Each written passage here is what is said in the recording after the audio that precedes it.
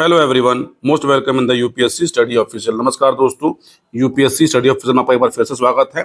जैसा कि मैंने आपको अपने पिछले वीडियो में बताया था कि हम लोग घटना चक्र की सीरीज स्टार्ट कर रहे हैं और इस सीरीज में जो हमारा पहला हम करेंगे वो भूगोल करेंगे। भूगोल इसलिए करेंगे क्योंकि भूगोल से क्वेश्चनों की जो संख्या होती है वो 25 से लेकर 30 क्वेश्चन यूपी पीसीएस में पूछे जाते हैं और लगभग इतने क्वेश्चन ये आरओ एआरओ में पूछे जाते हैं। देखिए, ऐसा नहीं है कि इसको करने का मतलब क्या है। इस किताब को आप मार्केट से खरीद लीजिए या किसी ऑनलाइन प्लेटफॉर्म से भी खरीद लीजिए। देखिए, आपके पास है, आप इसको अपने तरीके से पढ़ते हैं, लेकिन मैं आपको इसको पढ़ने का एक नया अप्रोच बताना चाहता हूँ। उस अप्रोच के साथ आप रोज इस वीडियो को मैं पर डे अपलोड कर रहा हूँ, आप एक बार लग के इसको मेरे साथ कर लीजिए। यकीन मानिए कि आपको ये किताब बहुत आसान तरीके से, बहुत सरल तरीके से आपको प्रिपेयर हो जाएगी। चलिए, समय खराब नहीं करते हैं, आते हैं अपने पहले क्वेश्चन पे। हम लोग उसको स्टार्ट करते हैं शुरू से। देखिए, पहला हमारा टॉपिक है क्षेत्रफल। तो देखिए, ये क्वेश्चन यूपी से 2022 में पूछा गया है, ठीक है। अब देखिए प्रश्न क्या है। प्रश्न को सबसे पहले ध्यान से आप पढ़ना स्टार्ट जरूर करिए। भारत के संदर्भ में निम्नलिखित कथनों में से कौन सा से सही है। तो पहले उसने कहा कि भारत विश्व का छठा सबसे बड़ा देश है। तो जैसे आप जानते हैं कि भारत विश्व का छठा ना होकर 7वां सबसे बड़ा देश है। ये तो आप बेसिक चीज जान रहे हैं। भारत संसार का लगभग 2.4% क्षेत्रफल भारत के अंतर्गत आता है। तो ये स्टेटमेंट हमारा सही स्टेटमेंट है। कर्क रेखा देश के बीच में गुजरती है जो अक्षांशीय विस्तार को 2 बराबर भागों में बांटती है। तो अगर आप देखेंगे तो अगर ये हमारा भारत है, भारत थोड़ा सा मैं सही बना नहीं पाता हूँ, आप इसको से देखिए कि अगर हम भारत का नक्शा बनाएं तो कुछ ऐसा, और हमारा जो कर्क रेखा है वो लगभग भारत को 2 बराबर भागों में बांटती है। यानी हमारा स्टेटमेंट ये भी सही है। भारत पूरी तरह से उष्णकटिबंधीय क्षेत्र में स्थित नहीं। देखिए, भारत जो है 6.64 से 37.76 विस्तारित है। तो आपको ये स्टेटमेंट गलत हो जाता है, ठीक। तो अगर आप देखिए, अगर हम इसको देखें तो हमारा जो ऑप्शन नंबर सी है वो सही साबित होता है। लेकिन सपोज करिए आपको नहीं पता होता, तो देखिए कैसे कर सकते थे। इसको मैं दोबारा करता हूँ, देखिए कैसे। देखिए, पहला क्या है कि भारत विश्व का सबसे छठा बड़ा। अगर आपको केवल ये वाला ही ऑप्शन पता है, इसका मतलब अगर आपको ये ऑप्शन पता है, ठीक, और भारत संसार का लगभग 2.4% क्षेत्रफल के अंतर्गत आता है, अगर आपको ये 2 फैक्ट के बारे में सही पता है, तो आप ये समझिए कि अगर ये है तो हमारा ऑप्शन नंबर बी तो पहले ही गलत हो जाता है, ठीक। ऑप्शन नंबर बी पहले गलत है और ऑप्शन नंबर डी भी हमारा गलत होता है, क्योंकि हम जान रहे हैं कि ये हमारा स्टेटमेंट जो हमारा है वो गलत है और ये वाला स्टेटमेंट हमारा सही है। यानी अब हमारा ऑप्शन या तो ए सही होगा या तो सी सही होगा, ठीक। तो अगर हम इसको देखते हैं तो देखिए स्टेटमेंट हमारा जो है ए ऑप्शन ये भी हमारा गलत साबित होता है। तो ऑटोमेटिक हमारा ऑप्शन सी साबित है, यानी हमारा सी सही साबित हो गया। अब देखिए, भारत विश्व का 7वां सबसे बड़ा देश है, न कि छठा। संपूर्ण भारत का अक्षांशीय विस्तार 6 डिग्री 45 मिनट से 37 डिग्री उत्तरी अक्षांश के मध्य स्थित है। ये महत्वपूर्ण डेटा है, इसको देखिए। जबकि उस कटिबंधीय क्षेत्र का विस्तार 23.5 डिग्री उत्तरी से दक्षिण अक्षांशों के मध्य है। इस पर कथन 1 और 4 गलत है। कथन अब इसको देखिए, ठीक है, इसको आप एक बार पढ़ लीजिएगा अपनी किताब से या फिर वीडियो को पॉज करके। आते हैं अगले प्रश्न पे। निम्नलिखित कथनों में से कौन से भारत के बारे में सही है। उत्तर के चयन होते अधोलिखित कूट का उपयोग करिए। देखिए, ये क्वेश्चन यूपी में 2006 में पूछा गया। अभी आप जो क्वेश्चन देख रहे थे उत्तर, अब देखिए उसी से मिलता जुलता क्वेश्चन है ये। देखिए यहाँ पे क्या है, भारत विश्व का 5वां बड़ा देश है, तो स्टेटमेंट तो ये गलत हो गया। यह स्थलमंडल के कुल क्षेत्रफल का लगभग 2.4 स्टेटमेंट सही है। समूचा भारत उस कटिबंध में स्थित है, ये भी हमारा गलत होता है, ठीक। 82.5 डिग्री पूर्वी देशांतर का उपयोग भारत मानक समय निर्धारित करने किया जाता है। तो देखिए क्वेश्चन में आपका ना कि PYQ क्यों करिए। देखिए क्वेश्चन कैसे रिपीट होता है, अगर आप ध्यान से इस क्वेश्चन को पहले पढ़े होंगे तो आप उस क्वेश्चन को सही आराम से कर सकते हैं। तो अगर देखें तो हमारा ऑप्शन डी ऑटोमेटिक सही हो जाता है। अगर मान लीजिए चलिए आपको नहीं पता होता, तो आप जान रहे हैं कि भारत विश्व का 7वां बड़ा देश है, जैसे ही आप इस सिस्टम को जानते हैं तो आपके ये दोनों ऑप्शन ऑटोमेटिक गलत हो गए, ठीक। और यदि आपको ये वाला स्टेटमेंट भी पता हो जाता है कि भारत पूर्वी देशांतर का उपयोग भारतीय मानक समय को, तो ये वाला ऑप्शन केवल हमारा ऑप्शन डी में, यानी हमारा ऑप्शन डी ऑटोमेटिक सही। देखिए, आप यहाँ पर गेस वर्क कैसे लगाते हैं या फिर कैसे एलिमिनेट करते हैं, आप ये भी साथ में सीखते हुए चलिए। अब आते हैं अपने अगले क्वेश्चन पे। देखिए, क्षेत्रफल की दृष्टि से भारत विश्व का कौन सा स्थान है, इस क्वेश्चन को स्किप मारते हैं। भारतवर्ष आकार में विषय में, ये भी आपको मैं छोड़ रहा हूँ। देखिए भारत का क्षेत्रफल संसार के क्षेत्रफल का 2.4, परंतु संपूर्ण मानव जाति का 16% जनसंख्या निवास करती है। ऑप्शन बी 17% जनसंख्या निवास करती है। ऑप्शन सी संपूर्ण मानव जाति का 18% जनसंख्या है। संपूर्ण मानव जाति का 28% जनसंख्या है। ये बीपीएससी क्वेश्चन है। आप जानते हैं 2011 की जनगणना के अनुसार भारत में विश्व की लगभग 17.5% जनसंख्या निवास करती है, इसलिए हमारा ऑप्शन बी यहाँ पे सही हो जाता है। भारतवर्ष में लगभग कितने गांव हैं? देखिए ये प्रश्न अब जब आएगा तो डेटा काफ़ी बदल चुके होंगे, तो आप ये मानिए कि भारत में जो टोटल गांवों की संख्या है वो लगभग 6 लाख गांव है, यानी भारत में इस समय 6.5 लाख के आसपास गांव हैं, इसलिए हमारा ऑप्शन डी सही होता है। आइए अब इस क्वेश्चन पे, निम्नलिखित जोड़ों में से कौन सा जोड़ा सही है? भारत का कुल क्षेत्रफल 3,28,00,000 वर्ग किलोमीटर है। भारत का अक्षांशीय विस्तार 8 डिग्री 4 मिनट उत्तर से 37 डिग्री 6 मिनट उत्तर है। भारत का रेखांकीय विस्तार 68,7 पूर्व से 97,25 पूर्वी देशांतर तक है। भारत में राज्यों की संख्या 26 है।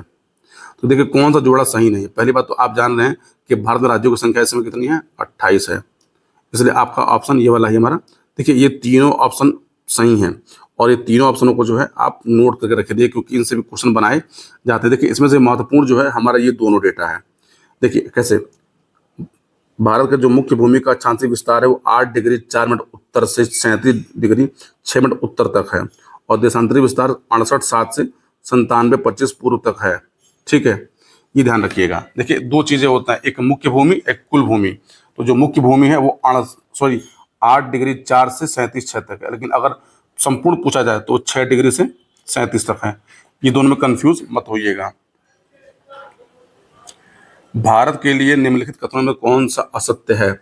भारत विश्व का 7वां बड़ा देश है, ये आप अभी पढ़ चुके हैं, सही है। भारत जनसंख्या की दृष्टि से विश्व का दूसरा राष्ट्र है, ये भी सही है। पहले नंबर 1 पे चाइना है। इसकी भूमि सीमा का विस्तार लगभग 15,200 किलोमीटर है। तो देखिए भारत का जो तटीय मतलब भारत की जो पूरे स्तरीय सीमा है ये सब मिला जुला के 15,200 होती है, ये भी सही है। सर्वप्रथम सूर्योदय इसके मिजोरम राज्य में होता है, ये स्टेटमेंट हमारा गलत है। भारत में सबसे पहले जो सूर्योदय है वो अरुणाचल प्रदेश के राज्य में होता है। ठीक, ये ध्यान रखिएगा। और डूबता कहाँ पर है? तो जाके डूबता है गुजरात में। ठीक है, यानी गुजरात और अरुणाचल, यानी भारत का जो पूर्वी हिस्सा है और भारत का जो पश्चिमी हिस्सा है, इसमें लगभग 2 घंटे का अंतर पाया जाता है। अब आते हैं अपने अगले टॉपिक अक्षांशीय विस्तार पे। देखिए भारत विस्तृत है, ये क्वेश्चन बीपीएससी का है। देखिए भारत विस्तृत है, तो अगर आप देखेंगे तो यहाँ लिखा है 37 डिग्री 17 मिनट 53 सेकंड उत्तरी से लेकर 8 डिग्री 6 मिनट 28 सेकंड दक्षिण के बीच में। तो अभी इस क्वेश्चन को हम पहले भी देख चुके हैं, ये भी स्टेटमेंट हमारा गलत होता है। 37 17 53 से 8 4 28 दक्षिण के बीच में, हमारा ये भी गलत है। 37 17 53 से उत्तरी से लेकर 8 डिग्री 28 मिनट उत्तरी के बीच में, गलत ये भी है। यानी इनमें से कोई नहीं हमारा ऑप्शन जाएगा। देखिए भारत की मुख्य भूमि का विस्तार उत्तर पूर्वी गोलार्ध में, ये ध्यान रखिएगा, भारत का विस्तार जो है उत्तर पूर्वी गोलार्ध में 8 डिग्री 4 मिनट उत्तर से 37 डिग्री 4 मिनट उत्तरी अक्षांशों तक तथा 68 डिग्री 7 से 97 डिग्री 25 मिनट तक पूर्वी देशांतरों के मध्य कर्क रेखा भारत को लगभग बीचों बीच से होकर गुजरती है। ठीक है, अब देखिए यहाँ पे क्या है, ये फिगर जो है हाँ समझ लीजिए कि जो सबसे जो बीच की रेखा होती है 0 डिग्री, इसको बोलते हैं भूमध्य रेखा। भूमध्य रेखा के ऊपरी भाग होता है इसको हम बोलते हैं उत्तरी गोलार्ध, और जो निचले भाग है इसको बोलते हैं हम दक्षिणी गोलार्ध। अगर हम इस को ग्लोब मान लें और एक रेखा ले लें, हम इस रेखा को बोलते हैं ग्रीनिच रेखा, और इस रेखा के पैरेलल रेखाएं से खींची जाती हैं, इनको हम बोलते हैं देशांतर। तो आप देशांतर में अक्षांश में कंफ्यूज मत होइएगा। अक्षांश जो होती हैं वो ये रेखाएं अक्षांश है, और जो ये रेखा जो खींची जाती है हमारी देशांतर रेखाएं हैं। तो देशांतर में अगर देखेंगे भारत का, तो भारत इस 68 देशांतर से लेकर 97 डिग्री देशांतर, यानी भारत का जो देशांतरी विस्तार है वो लगभग 25 डिग्री है। ठीक है, सिक्किम से गुजरने वाला अक्षांश निम्नलिखित में से किस एक से होकर गुजरता है? तो ये फैक्चुअल क्वेश्चन है, ये जान लीजिए। सिक्किम से गुजरने वाला अक्षांश रेखा राजस्थान से भी होकर गुजरती है, लेकिन दोनों के मौसम में अंतर आता है। ऐसा क्यों? ध्यान रखिएगा। ये अगर आप पूछा जाए, अगर इसी क्वेश्चन को नए तरीके से पूछा जाए कि सिक्किम और राजस्थान दोनों एक ही अक्षांश रेखाएं हैं, लेकिन दोनों में जलवायु में अंतर है, तो ध्यान रखिएगा जलवायु का जो मेन अंतर है वो इन दोनों की टोपोग्राफी है, उच्चावच है। दोनों एक ही अक्षांश में होने के बाद भी दोनों स्थानों का जो उच्चावच है, जो टोपोग्राफी अलग अलग है, इसलिए इन दोनों की जलवायु में अंतर पाया जाता है। किस जिले से 70 डिग्री पूर्वी देशांतर रेखा गुजरती है? तो ये क्वेश्चन राजस्थान पूछा गया, आप इसको स्किप भी कर सकते हैं। हालांकि जो लोग राजस्थान दे रहे हो वो जान लीजिए जैसलमेर से होकर गुजरती है। अब आते हैं भारत में कर्क रेखा से संबंधित जो क्वेश्चन है उन पे। हाँ, ये कुछ महत्वपूर्ण है, इसको आप एक बार कन्फ्यूज करिएगा। देखिए, जो कुछ स्थल अगरतला जो है वो 23.5 डिग्री उत्तरी अक्षांश पे है। गांधीनगर 23 डिग्री 19 मिनट पे है। जबलपुर जो है 23 डिग्री 11 मिनट पे है। उज्जैन 23 डिग्री 9, ये महत्वपूर्ण है। कोलकाता 22 डिग्री 23 मिनट पे है। नागपुर 21 डिग्री 9 मिनट पे। अहमदाबाद 23 2 पे है।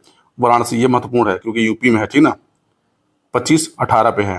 अब भोपाल 23-25 पे है। तो आते हैं पहले, देखिए कर्क रेखा किस राज्य से होकर गुजरती है?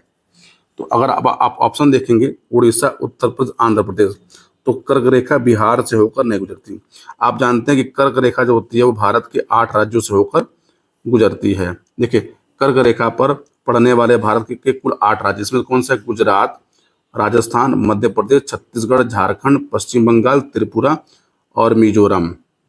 ठीक है, ये 8 राज्यों को आप याद कर लीजिएगा और इन राज्यों को आप क्रम से याद करिएगा। देखिए, ये रहा गुजरात हमारा, इसके बाद एमपी है, एमपी के बाद फिर हमारा छत्तीसगढ़, छत्तीसगढ़ के बाद हमारा जो राज्य पड़ता है वो पड़ता है पश्चिम बंगाल, बंगाल के बाद त्रिपुरा, त्रिपुरा के बाद मिजोरम। आप चाहें तो उसको किसी कोड के माध्यम से भी याद कर सकते हैं, ठीक है, लेकिन आप ये ऑर्डर जरूर याद करिए। कई बार क्या होता है कि आपको ऑर्डर देगा, ऑर्डर में लगाने के लिए पूछता है, ठीक है। अब देखिए, कर्क रेखा निम्नलिखित में से किस राज्यों से होकर गुजरती है? नीचे दिए गए कूट से सही उत्तर पहचानिए। तो देखिए, सही उत्तर पहचानने का मतलब क्या है?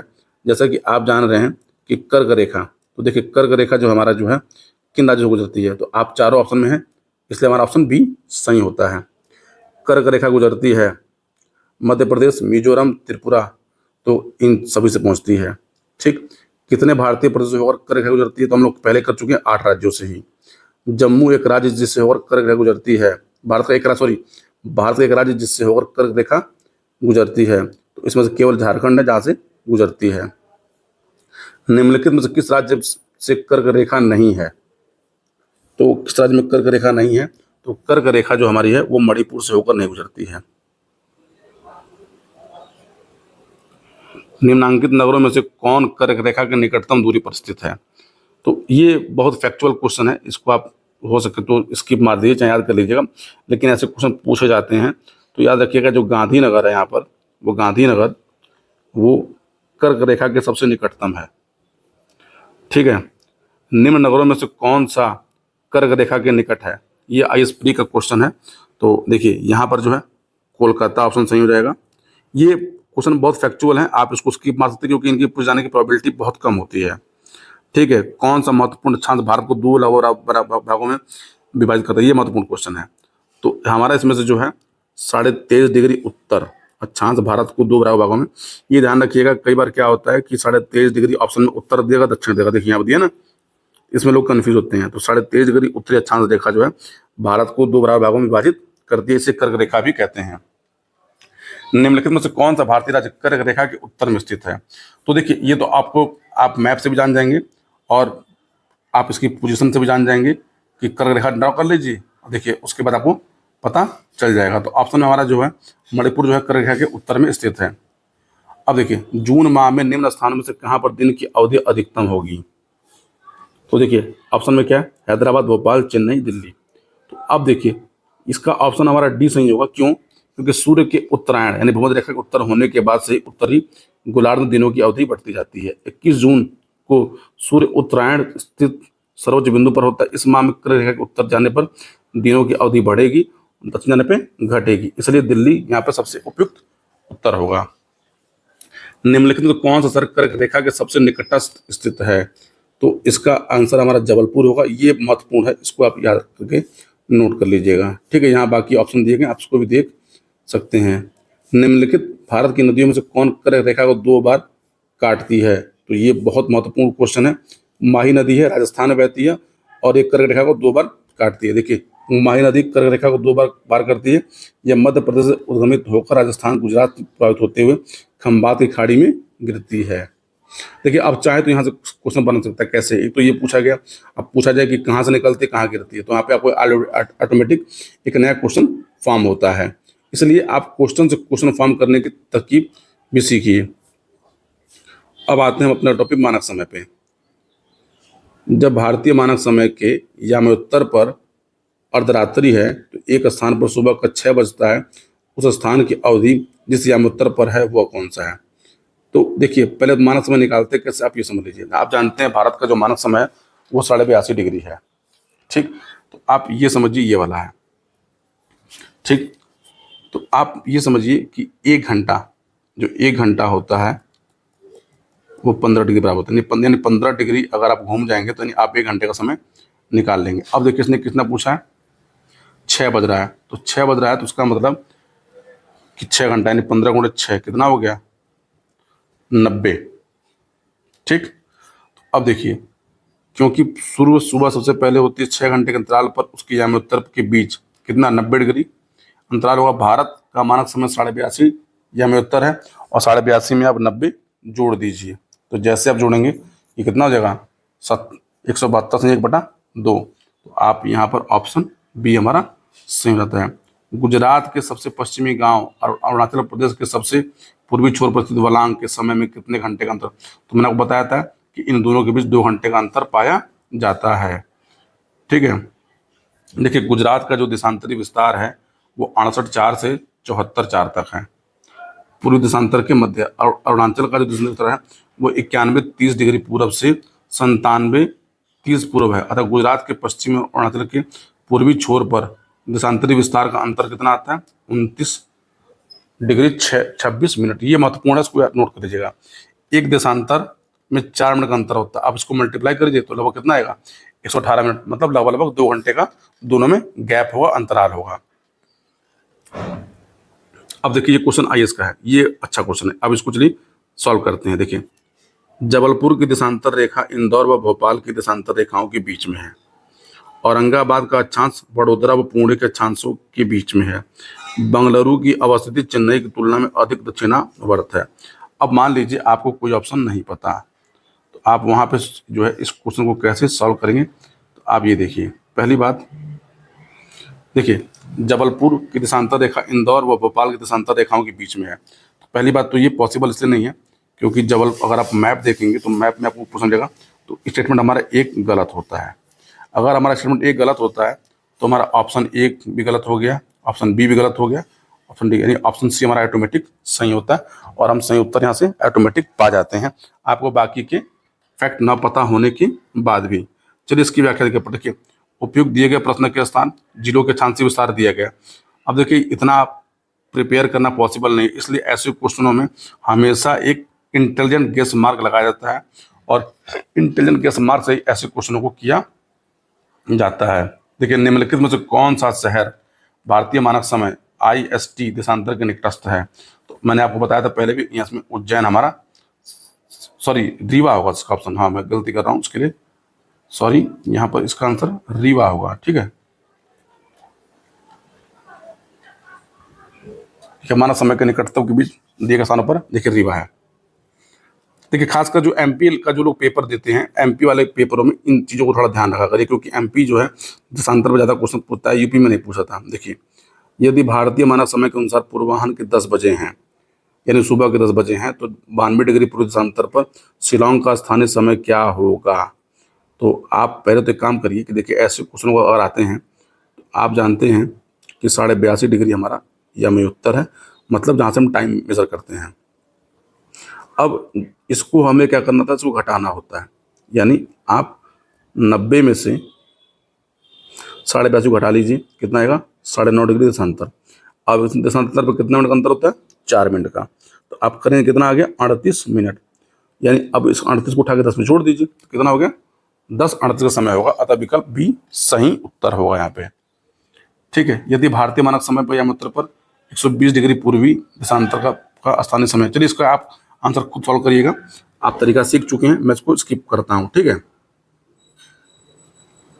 भारतीय मानक समय की यामी उत्तर नहीं गुजरती है। तो देखिए भारतीय मानक समय की यामी उत्तर जो है किन राज्यों से होकर गुजरती है, आपको तो याद रखिएगा कि महाराष्ट्र नहीं गुजरती। देखिए भारतीय मानक समय की यामी उत्तर रेखा यूपी, एमपी, छत्तीसगढ़, उड़ीसा, आंध्र गुजरती है, महाराष्ट्र से नहीं गुजरती और तेलंगाना नहीं गुजरती। याद रखिएगा, बहुत लोग कन्फ्यूज होता है तेलंगाना और इसमें आंध्रा में। तो 5 राज्य हमारे कौन कौन से हैं, देखिए यूपी, एमपी, छत्तीसगढ़, उड़ीसा और एपी। देखिए अब उसको कर यूपी, एमपी, CH ओ से एपी। अब आते हैं अगले क्वेश्चन पे। भारतीय मानक समय की देशांतर रेखा 82.5 डिग्री किस नगर से होकर गुजरती है? तो ये हमारे इलाहाबाद में जो नैनी स्थान है, भारतीय मानक समय की देशांतर रेखा 82.5 डिग्री पूरी इलाहाबाद यानी वर्तमान का जो प्रयागराज के नैनी स्थान से होकर गुजरती है। निम्नलिखित देशांतरों में कौन सा भारत की प्रमाणिक मध्यमान रेखा है? तो आप उसको पढ़ चुके हैं, 82.5 डिग्री पूर्वी। भारतीय मानक समय निम्नलिखित स्थानों में से किसके समीप से लिया गया है? तो इलाहाबाद, नैनी इसका सही उत्तर होगा।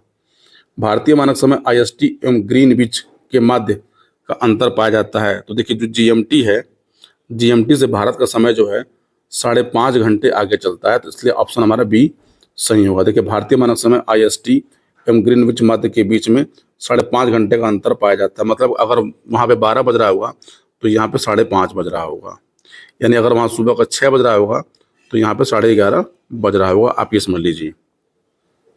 यदि अरुणाचल प्रदेश के तिरप में सूर्योदय 5 बजे प्रातः होता है तो गुजरात में कांडला में सूर्योदय किस समय पर हो? आपके ऑप्शन है, देखिए ऑप्शन ए लगभग 5:30 बजे, लगभग 6 बजे,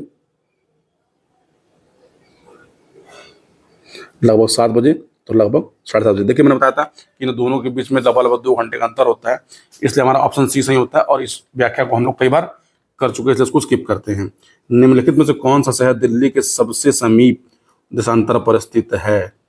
तो ये बहुत अच्छा क्वेश्चन है। देखिए इसमें से हैदराबाद, पुणे, नागपुर, बेंगलुरु, आप इसको अपने इंटेलिजेंट गेस वर्क से भी कर सकते हैं। अगर आप मैप बना लें, इस मैप पे दिल्ली आपको लगभग यहाँ के आसपास है, ठीक है, बेंगलुरु आपको यहाँ के आसपास है, हैदराबाद यहाँ है और पुणे यहाँ है। तो बहुत लोग क्या करेंगे कि खट से ऑप्शन जो है पुणे करेंगे। तो देखिए होता क्या है कि आप ये अच्छा देख रहे हैं, जबकि आपको ये लाइनें देखनी थी। तो ऑप्शन में हमारा ऑटोमेटिक हैदराबाद तो पहले कट जाएगा हमारा, नागपुर भी हमारा कटेगा, ठीक, यानी बेंगलोर हमारा सबसे निकटस्थ होगा।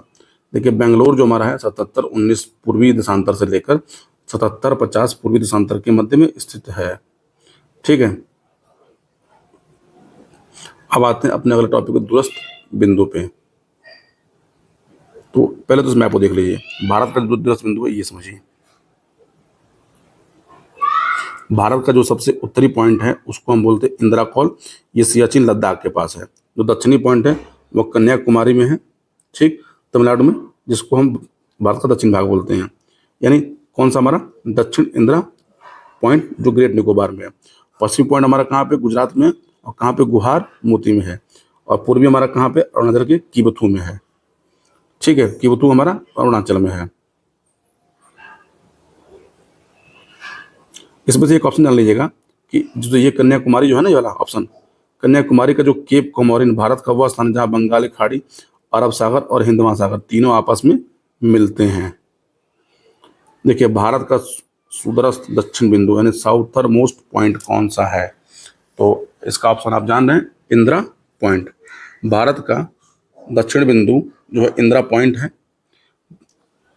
ये सेम क्वेश्चन है, इसलिए इसको स्किप करते हैं। अब आते हैं अगले पे। देखिए भारत का सुंदर दक्षिण में इंदिरा पॉइंट किस कहाँ पे है? तो इंदिरा पॉइंट हमारा कहाँ पर है? ये हमारा ध्यान रखिएगा कि छोटा निकोबार में है। ये महत्वपूर्ण है, कार निकोबार में नहीं है। ये यहाँ पर जो है, देखिए ये हमारा पूरा अंडमान निकोबार है। ये उत्तरी अंडमान दक्षिणी अंडमान में विभाजित होता है, और जो दक्षिणी अंडमान ये वाला अंडमान ये इससे छोटा है, इसलिए इसको छोटा कार निकोबार और इसको बड़ा कार निकोबार हम बोलते हैं। भारत के राज्यों का निम्नलिखित में से कौन सा युग्म सबसे पूर्वी और सबसे पश्चिमी राज्य को इंगित करता है? तो ये क्वेश्चन हम लोग कई बार कर चुके हैं, इसको दोबारा करते हैं। अरुणाचल और गुजरात जो है भारत का सबसे पूर्वी और सबसे पश्चिमी राज्य। भारत का सुदूर पश्चिम बिंदु वो कहाँ पर है? तो भारत का सुदूर पश्चिम बिंदु हमारा कहाँ पे है? अगर यहाँ देखेंगे तो ये वाला, और ये वाला हमारा पूर्वी बिंदु। तो ये कहाँ पे है? ये हमारा 68/7 पूरब पे गुजरात में है।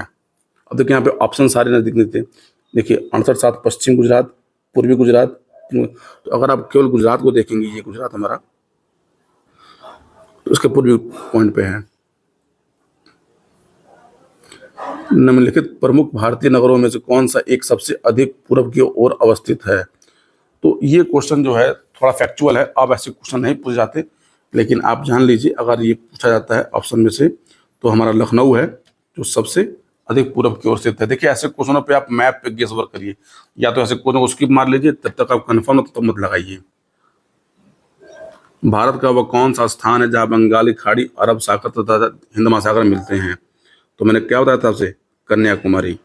भारत मुख्य भूमि के दक्षिणी छोर पर स्थित कन्याकुमारी वह स्थान है जहाँ बंगाली खाड़ी, अरब सागर तथा हिंद महासागर झील मिलते हैं। कन्याकुमारी भारतीय राज्य तमिलनाडु में स्थित है। तो कैप कैमोरिन इसका नाम है, कैप कैमोरिन पे जो तीनों सागर आपस में मिलते हैं। चलिए इस वीडियो को हम लोग यहीं पर रोकते हैं, मिलते हैं अगले वीडियो में, यानी ज्योग्राफी के पार्ट 2 में। अगर आपको इस सीरीज पसंद आ रही हो, हमारा एफर्ट आपको पसंद आ रहा हो, या आपको इससे थोड़ा भी लाभ हो रहा है, तो प्लीज़ चैनल को लाइक करिए, सब्सक्राइब करिए। ठीक है, मिलते हैं अगले वीडियो में।